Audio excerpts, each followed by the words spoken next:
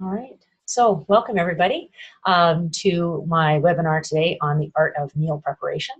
I'm hoping that we'll give you some tips in the next hour or so on how you can save some time and some money and maybe some frustration on prepping your meals ahead of time. So that's what our topic is today. If you have any questions throughout, please type them into the Q&A and I will do my best to answer those questions as we go. If you have any questions that come up afterwards, then feel free to reach out to me. I'll provide my contact information closer to the end of our show. So, all right, so let's get started. All right, so welcome everybody. If we've not met before, I want to let you know that I am a certified holistic nutrition health coach. My passion is to educate and motivate others to achieve their optimal health. I'm here as a facilitator, but more than that, a support system to assist you in any way that I can. Each person is different and each person needs something a little bit different in their lives. So I hope that I can help you to identify, execute, and achieve your health goals. Again, if you've got any questions, please feel free to post them, or as I said before, feel free to reach out to me later if you've got any questions. All right, so the art of meal prep and how to, what we're talking about here is how to prep our meals ahead of time so that we can actually spend less time in the kitchen, less time thinking about, oh my goodness, what am I going to make tonight for dinner? What am I going to eat? That kind of thing. So we want to consolidate preparation, all right, so that we're minimizing the time that you spend in the kitchen throughout the week and maximizing the output on it. You can store your meals either already cooked or ready to be cooked in a number of different ways. My favorite is glass containers. You can use wax paper. There's also beeswax coated fabric now that you can use for storing food in a refrigerator. Produce bags, you can get reusable fabric produce bags. They're a great way to store things. Of course, plastic bags, Ziploc bags, that kind of thing, and plastic containers. Looking for plastic containers that don't have any BPA plastics in them, that kind of thing is really helpful. And if you are going to use plastic containers, make sure the food is cooled before you put them in. Because if you put hot food in plastic containers, it melts the plastic a little, and it's not the best on the health side for you. So, all right, so let's get into a little bit here about the meal prepping. So I want to go over some of the benefits, and some of these may be obvious to you and others may not be. So, but this is what I want to talk about today. So probably the biggest benefit here would be more free time. Okay, so when you have a plan as to what you want to make, then it's going to not only save time in prepping all of the vegetables and the meats and all of the foods that are going to go into your meals ahead of time, but also spend less time in thinking about what you're going to make and that kind of thing, okay? Typically, it actually ends up, you have a smaller food bill because you're planning things out better, so you're gonna have less waste. Yeah, it's just, it tends to be that you spend less time because now you're planning ahead for your meals rather than going for convenience foods or restaurant foods, takeout, things like that. So it ends up, you save some money on it. Usually healthier. It is actually easier to cook healthy when you're prepping because you're sitting down and you're doing your planning and you're planning out for a more healthy meal than you would maybe when you come home and you're starving and you'll eat just about anything. So we tend to have a healthier options when we do some meal prepping, as well as variety. So we're not always eating the same things over and over.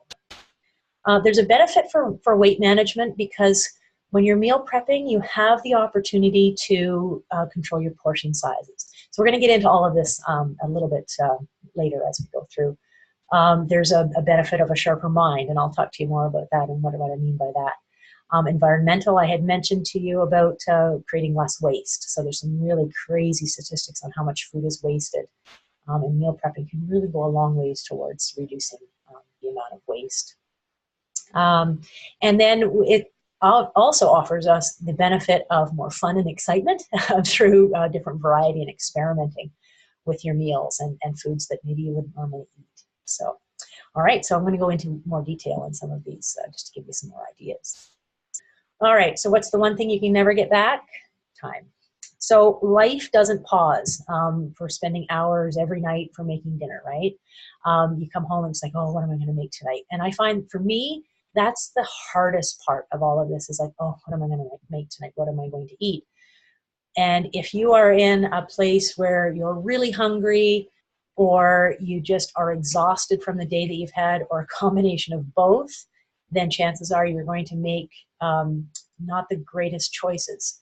So meal prepping, although the prepping itself does take some time, what it does is it increases efficiency.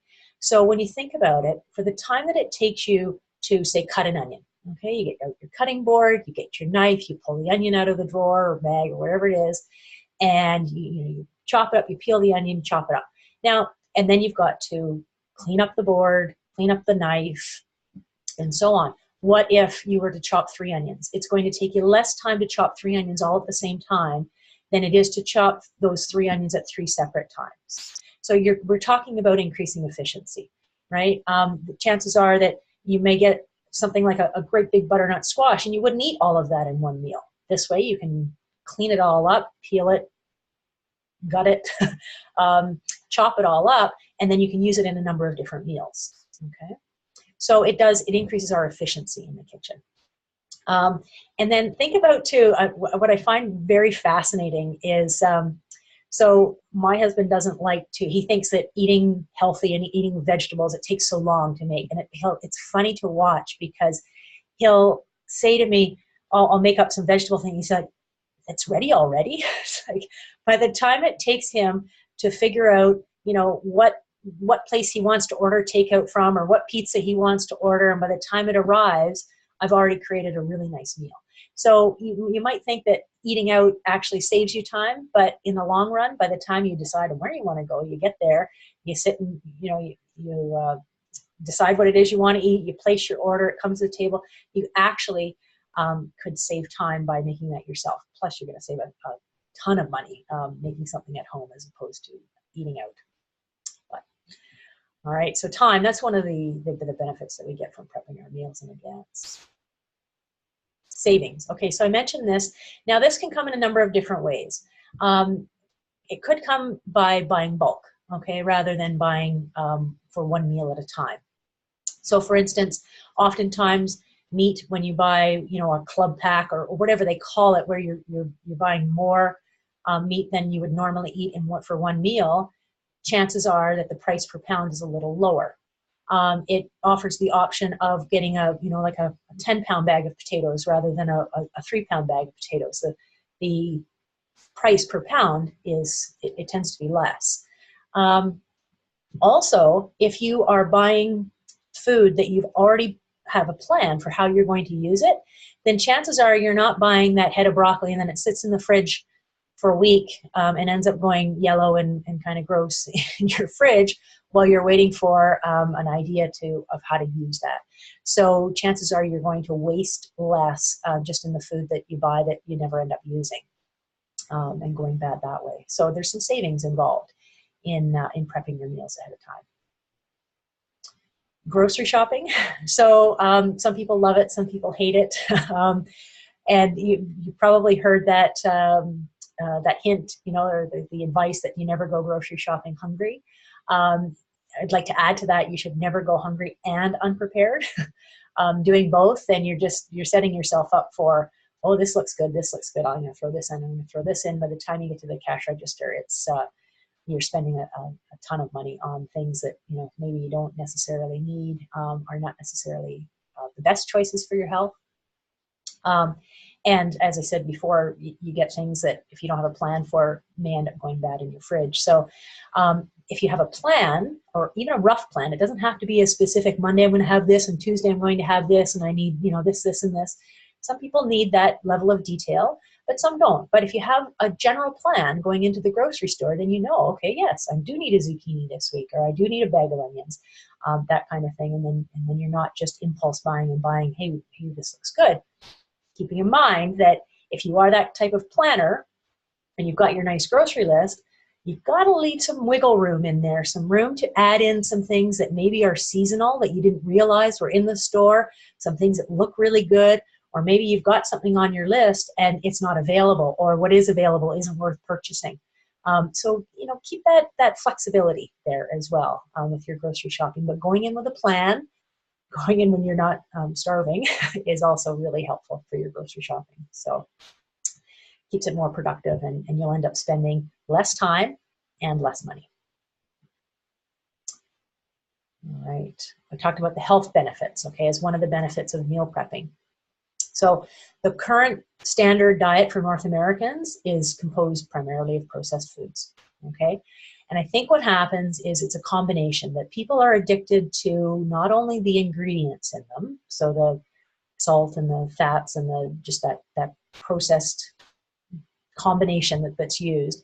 People are addicted to those ingredients, but they're also addicted to the convenience, okay? When they can just open up a can or open up a bag. I can't believe when the first time that I saw in the frozen food section, you could buy a bag of like chopped up potatoes that all you have to do is throw in a pan and fry them up. And it's like, really? Because it's not that difficult to wash a potato and cut it into chunks and throw it in the pan. And yet here you're paying 2 or 3 times more for something that may have other ingredients in there as well that you wouldn't normally eat.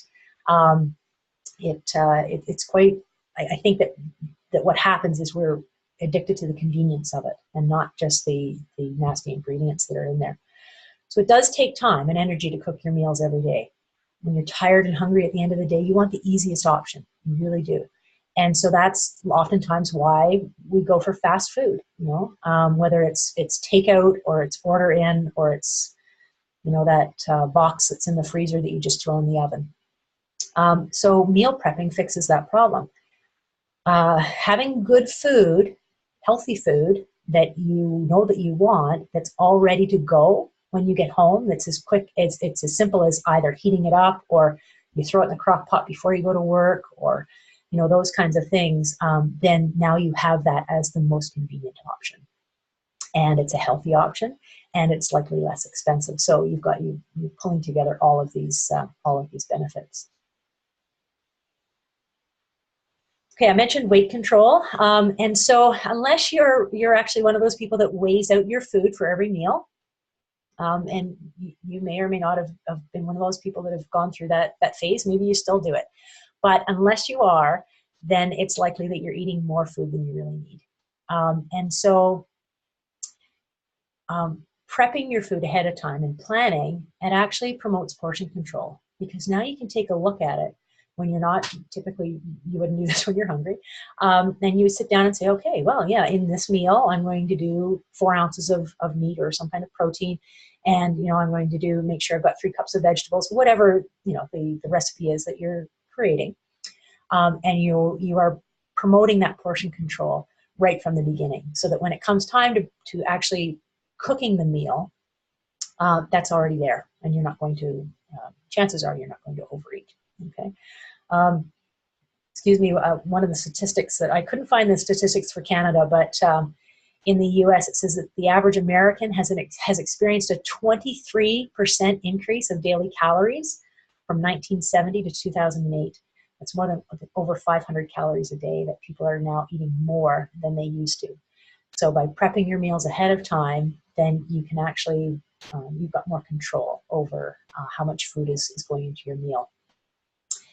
And our cues for stopping eating when we're full, you hear advice of chew your food, drinks, or eat slowly, that sort of thing. Give yourself 20 minutes for the signal to get from your stomach to your brain. In a perfect world, yes. But a lot of people struggle with different metabolic problems, in which case those signals may not get to their brain. They may be inaccurate signals. So you may, and there could be some foods. I know that there are some foods for me that I can eat and eat and eat and never ever get that signal that I'm full. So it's not a perfect system, is what I mean. So prepping your food ahead of time and saying, this is all my body needs, then you take that out of it. And then you know that's the right meal size for you. All right, so brain food, I had mentioned about supporting your brain. And it was funny as I'm going through this and I'm thinking about it, and it's like, yep, not just in the in the foods that we choose and the healthy options and how they're good for our brain, but also in the it's kind of like, for me, it's kind of like a game. This whole planning thing and figuring out the portion size and what vegetables do I put in here and which one's going first and that sort of thing. It's all like a puzzle part and keeps my brain stimulated that way. But one thing that I wanted to bring up too is that the research is being done about willpower, and about how willpower is kind of like a muscle, and then the more you use it, the more it begins to fatigue. And personally, for me, I find that in the morning, my willpower is like super strong, right? There's like, I'm going to eat great today, right? There's no getting around it. I also find that when I go through the doors of the grocery store that I have amazing willpower. I'm not sure why that is, but it is. But yeah, come like 8 or 9 o'clock at night, and for those of you that watched any of my webinars before, that's when my willpower has like turned off totally, right? And that's when I'm having troubles making good choices, or even eating food when I'm not even hungry, that kind of thing. So willpower is, it's not one of those things that you either have it or you don't. It can weaken over time as you use it more and more. So by prepping our food, then willpower doesn't come into it at all, because everything is already planned out. Okay. All right. So environmentally conscious eating, what I'm really talking about here is waste. So I did a quick Google search and found out that Canadians, and so I'm not even talking about Americans here, I don't know what the statistics are there, but Canadians throw away $31 billion worth of food every year. That just blows my mind. I cannot believe that much food is wasted. And I understand that it's not just people in their kitchen throwing away leftovers or throwing away food that's gone bad, that there's restaurants and there's grocery stores and things like that contribute as well. I understand that. The numbers globally, 1.3 billion tons of food is wasted each year. So I did the math, and that's about 370 pounds of food for each person on the planet. And that's just ridiculous. So any little bit is going to help with that. And so when you're planning out your meals, not only are you going to reduce the amount of food, and so you're not going to have excess food and throwing food out in those leftovers that just keep getting pushed further and further to the back of the fridge until 3 months later and you're afraid to open, and sometimes you even throw out the whole container because you don't want to open them. So you're going to reduce that kind of waste, but also reducing the waste of those foods that you buy with great intention of cooking them and never getting to them and they go bad in your refrigerator. So it really helps to cut down on waste. All right, and playing with your food, as I mentioned, the fun and the excitement that can happen with it, because you know what, it can be. Prepping your meals, cooking, it doesn't have to be that mundane, oh my God, what am I going to make tonight?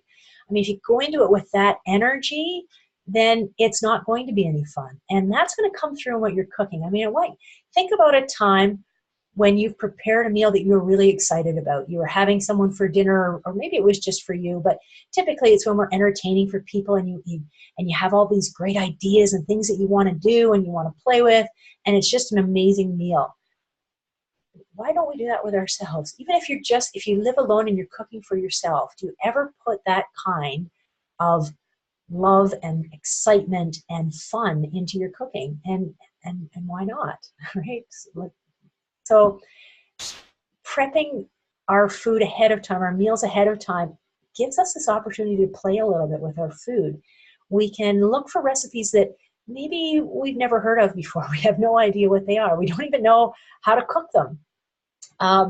We have to look up what an ingredient is because, again, never heard of it. I get a vegetable bin delivered each week, and one time there was this thing in it. I had no idea what it was. I had to Google it. It was kohlrabi, and it was delicious, but I never would have purchased that in the grocery store because I didn't know what it was. I didn't know what it tasted like. And so doing the prep, it just gives us this opportunity to play with our food and really enjoy our meals rather than them be just another stress in our life. They can actually be a highlight of our day rather than the worst part of our day where we're hungry and we're tired and it's like, what am I going to make for dinner? So it's that shift of energy there, and it can make all the difference in how much you enjoy your meal. All right, so how do we get started with this? So I've gone over the benefits of pre-planning and preparing your meals. So how do we do this, right? So what you want to do is you want to take inventory of what food you currently have, right, in your pantry, in your fridge. Look up some fun recipes.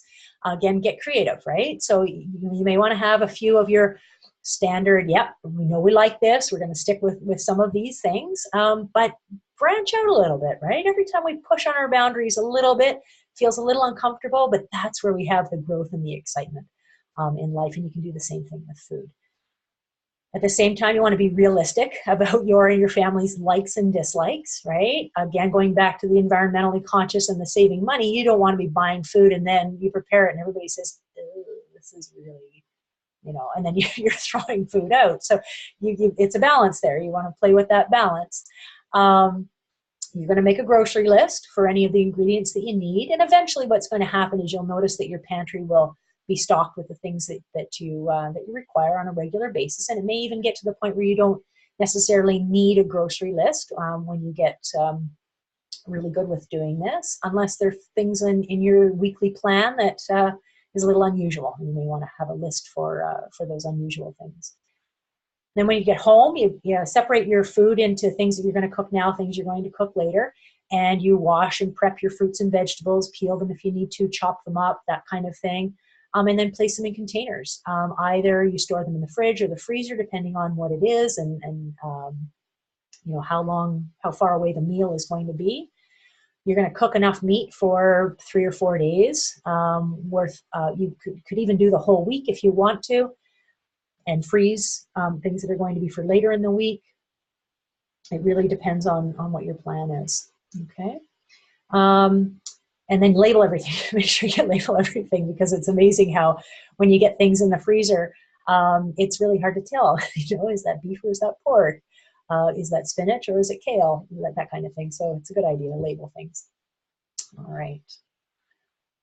So now let's take a look at some more specifics. So eggs. I love eggs. Of course I love eggs. I have chickens, right? And so having an egg from a chicken that I've raised it's just the best thing.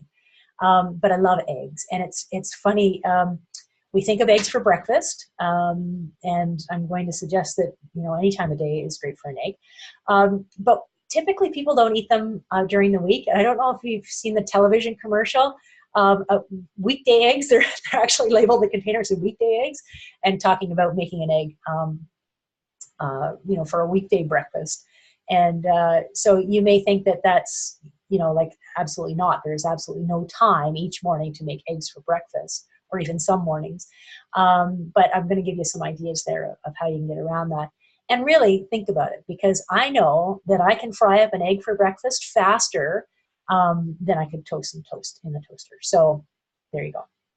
So it's just a matter of really thinking outside of the box here. So a couple of egg things that we can do. Classic boiled eggs. This is the kind of thing you can take a dozen eggs and you can boil them up all on, whatever your meal prep day is, and then leave them in the fridge, right? Store them in the fridge. Keep the shells on. It's going to keep them, they last longer that way. And then you can take them, you can take 1 or 2 and add them to your salad at lunch, or eat them for breakfast on your way to work, or probably not while you're driving, but maybe when you get to work. They're a great snack later in the day. Someone once asked me what my favorite protein bar was, and I said a boiled egg, because they're a great source of protein. The yolk has excellent vitamins and minerals and all kinds of other things in there that are so good for you. And there's no carbs, there's no sugar, right? It's just, to me, it's a perfect food wrapped up in a perfect little container. But anyway, so you can boil your eggs as long as you like. Some people like them soft. I'm one of those soft boiled people, and others like them really hard. So, however that works for you, boil up your eggs, throw them in the fridge, maybe label the one carton as fresh eggs and boiled eggs, so that people aren't trying to crack your boiled eggs into the frying pan in the morning. And and go from there. So it's a great way to enjoy eggs, and super easy to prep those in advance. Egg muffins. These are a great, great choice for snacks, for on-the-go lunches, for on-the-go breakfasts. So use muffin tins, grease them really well. I find coconut oil works the best. Chop up whatever veggies you want in there, so it's totally different. You can make all 12 different if you want to. You could, you know, whatever you want. I say 12 because there's usually 12 muffin tins in a pan. So you distribute your vegetables evenly. You can add little bits of cooked meat if you want, bacon, sausage, chicken, ground beef, you know, really whatever you want in there. Then break all your eggs, whisk them together in a bowl, pour them over the ingredients that you've got in the muffin tins. You can add some grated cheese on top if you like. It's totally up to you. Bake in the oven at 350 for 20 to 25 minutes until the egg is set. And then if you can manage to put them all away, you can. If you can eat some at the time when you cook them, that's great too. You can store them in the fridge for a few days, and you can freeze them for further use. And they're, as I said, they're great. You can warm them back up if you want to. You can eat them cold. So great thing that you can very easily prep for the whole week and have muffin or egg muffins for breakfast. Egg burritos, another one. So similar kind of thing. You're going to gather up all of your fillings, okay, meat, vegetables. You're going to saute all that up, cook it up really well, and then scramble your eggs in a separate pan. Let things cool, mix them all together. You know, you can add some cheese or whatever. Assemble your burrito in a tortilla, roll it up, stack them into freezer bags, and then you just freeze them, and you can pull out one at a time or three at a time, whatever your portion size is, prepared portion sizes on your egg burrito, and off to the races. All right, smoothies, another way of prepping things ahead of time. You can either put all of the ingredients that you want for your smoothie in a bag and then just dump them into the blender when you want the smoothie. So rather than have to go and peel all the fruit and cook it, or clean up the vegetables and chop them all up and put them in the blender, you can have them pre-made into bags, and then you just add the bag and you add whatever liquid you want to get your smoothie going. So it can be a delicious breakfast or snack any time of the day with minimal work. So some favorites here. You can read them all here. My suggestion for you with your smoothies is try to have a nice blend of fruits and vegetables. And you might look at some of these and say, are you kidding me? Like orange, carrot, sweet potato? That's really weird. But it's really amazing how nicely fruits and vegetables mix together. And then in some of these, like for instance, the raspberry beet, I would cook the beets first, the roots, not necessarily the greens. I'd like to put the greens in raw, but I would cook the beet root itself first. Same thing with the sweet potato. The carrot, that's your choice, whether or not you want it raw or cooked. You're going to get a slightly different flavor with that. Part of the prep, those would be things that in the pile that you cook now, and other things where you say cook later. And then again, put these portion sizes in a bag or a jar or whatever is your container of choice. And then when it comes time to create the smoothie, you just grab the bag, throw it in your blender, and off to the races. So another couple of tips here: you can use water, you can use milk, cow's milk, goat's milk, whatever, a nut milk like almond milk, hemp milk is another one. And you would just use that for the consistency that you want. If you freeze your bags of ingredients, then you're going to get more of a slushy feel from your smoothie. And so you can either add ice or not. You can just freeze the ingredients ahead of time. You can add things like nut butters, peanut butter, almond butter, hemp seed butter, you know, whatever your choice is there, or different seeds. Again, I'm a big fan of hemp seeds because they've got a really great fat profile of your omega-3s to omega-6s. Very, very good for you. Good source of protein. You can add chia seeds as well. Chia seeds, incredible for you. And it depending on, you know, how you're going to eat your smoothie, whether you're going to sip it through a straw or you're going to eat it with a spoon. You know, if you were to put things like walnuts in there, you're going to get a bit of a crunch. That may not work for you. It might. And again, you want to make sure that you've got a good balance of veggies and fruit, because fruit, although it's got a lot of good fiber, it's also got a lot of sugar in it. So you just want to make sure that you don't want to start your day with that sugar spike that kind of sets you up for failure for the rest of the day. So making sure that you're getting lots of veggies. And I know if you look back at at some of these recipes and you think, my God, it's like spinach, peach, and blackberry. It's amazing when you add a berry, like a blackberry or a blueberry, to your smoothies, that it totally, like, I mean, you'll see the spinach because it's green and it's got a very, you know, a very strong color to it. That's what makes it good for you.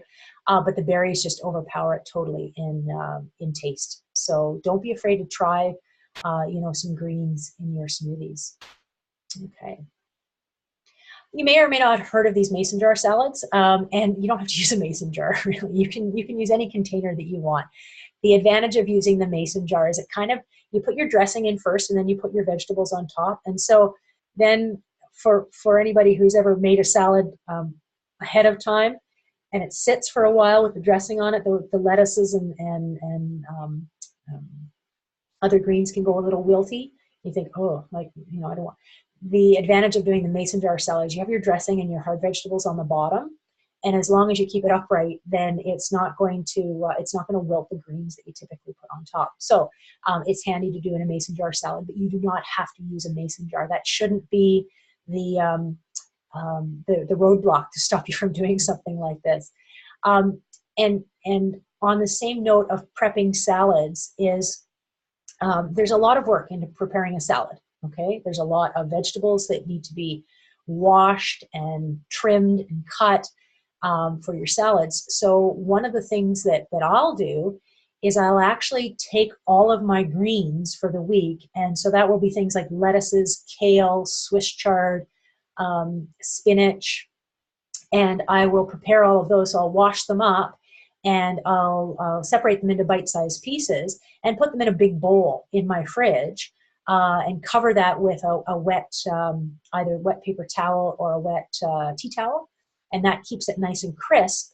And then I can just pull out a handful of this for my salad, and I can add my things like my cucumber, my tomatoes, nuts and seeds, and things like that as I go. So now I've just reduced the prep time for each of my daily salads into, you know, just creating them all a great big one, and then just adding the things that tend to go mushy as I create the salad. So that's another option. And then that's, you know, you can use anything in there, right? So I had mentioned greens, but also things like cabbages. You could shred carrots, you could shred raw beets. All of those things are going to last a while. It's only things that have a lot of high water content, things like your tomatoes and your cucumbers, that I would not add to a weekly salad bowl because they'll get a little mushy fairly quickly. So, so here are some ideas for some of these mason jar salads. Again, what you want to do is you want to put your dressing in first, whatever's going to be your dressing, so that it sits on the bottom, and then you go with your thicker or harder vegetables on top of that, things like cabbage, carrots, and then the softer veggies and, you know, beans and your mixed greens and whatever. Closer to the top. So you're always going to end up with your greens on top because those are the most fragile of these. So here are some ideas. You could use hummus as a dressing. Red onion, I personally cannot do raw onion, but if you can and you love it, then by all means, it's best for you raw, nutritionally speaking. For me, not so much, but and then carrots can be either cut into slices or shredded. Throw some chickpeas, already cooked, of course, not dried chickpeas, some cooked quinoa, and throw in some mixed greens on top. Then when you're ready to eat the salad, you just, you know, give it a bit of a shake, right? And that may not work. You may decide that you need a bowl and you need to mix it up in the bowl. It's really working with whatever works for you. Okay. And like I would make my salads. When I would take a salad to work every day for lunch, I would tend to make them the night before. I'd put everything in the container, and then in the morning before I go to work, I'd put the dressing on, and it would sit on there for, you know, 4 or 5 hours before I had my lunch, and that was fine. It didn't go all, you know, gross and soggy and things like that. So it's a matter of playing with those things to see, you know, what works for you. All right, slow cooker meals are like great ways of prepping your food ahead of time. And this, not only have you prepped the food ahead of time, but you're also cooking it, right? So in the morning, you can grab the bag of all the ingredients for your slow cooker meal out of the freezer, throw it in your slow cooker, your crock pot, turn it on, and a few hours later, dinner's ready. And so all the prep was done another time. So this is great on maybe for nights where you don't have a lot of time between when you come home from work and you go to your evening thing, whatever it happens to be, and you need something that's really quick, but you don't want it to be pizza. You don't want it to be, you know, a burger that you grab on the way home. You want a really good, healthy, hearty meal. Slow cooker meals are great for this. So here's some ideas, actually things that I created earlier this week. So you really can put together just whatever you like. So again, it's looking at, you know, maybe what was when you went to the grocery store and you stayed flexible with your shopping list and you picked up some things that looked really great or they were on sale. So now you're prepping some things and you think, okay, well, I'm just going to put this in a bag, and one night I can use it as a stir fry and another night it can go in the crock pot, you know, that kind of thing. For these ideas here, you may need to add broth. For the ones with the chickpeas and the sweet potato, I added some broth to that. Whereas the second one with tomatoes and the squash, the tomatoes have enough juice in them, and the zucchini as well, that I didn't add any broth when I cooked that one. And it came out with a really nice consistency. And then the third option there with the quinoa, it's actually the very first time that I had ever put raw quinoa, uncooked quinoa, in the slow cooker, and I added my own chicken broth to it. And that one worked out really, really well. People I shared it with said it tasted like pizza. I didn't quite get that, but they really enjoyed it. So, and then remember that with your slow cooker recipes, that they're not just casseroles. So these types of things are sort of, you know, it's that casserole kind of feel.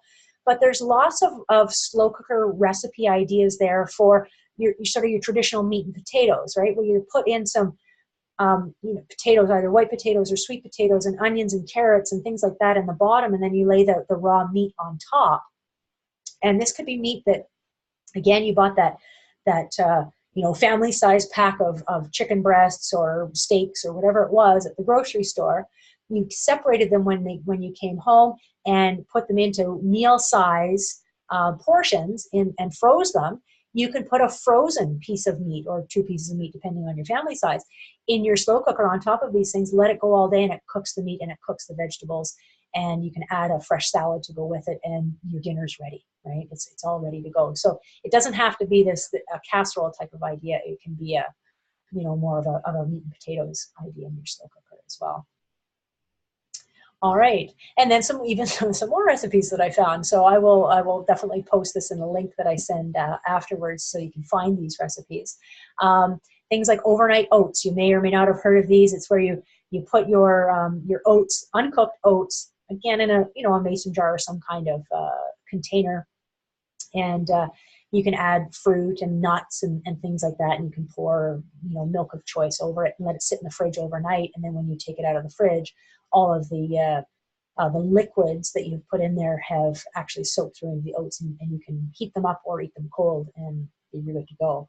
But all of these other ideas, things that you can either put all the ingredients together and then just cook them as you need, or you can cook all the ingredients ahead of time and then just mix them together, you know, for bowls and bakes and things like that. So again, I will send these recipes along to you, and you can maybe add these to your weekly plan and give it a try.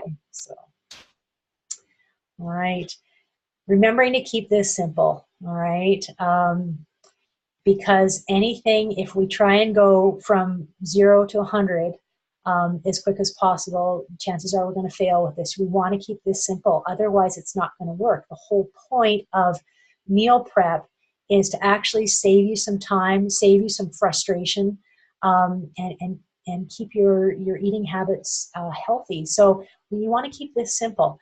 You know, make extra. Okay, so you got to play with that one with the portion control, but make it extra with the intention of it being lunch the next day, right? So you're doubling up, so you have leftovers that you can use either the next day for dinner or eat them for lunch.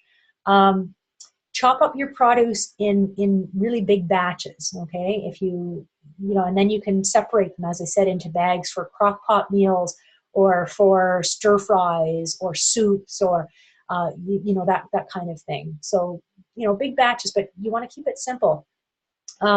buy your staple ingredients in bulk if you can. Things like quinoa and rice, flours, that kind of thing, okay? Because you know you're going to be using them. Making a large soup or stew is great. You can freeze it, right? And then you've got something that's very simple to for making for the next day, right? Cooking all your grains at once, such like things like your quinoa and your brown rice. If you cook up a great big pot of it, and then you can use it throughout the week in different recipes. Okay, so that's another way to simplify things a little bit. Okay, so there's lots of different ways to incorporate a little bit of preparation into your food routine.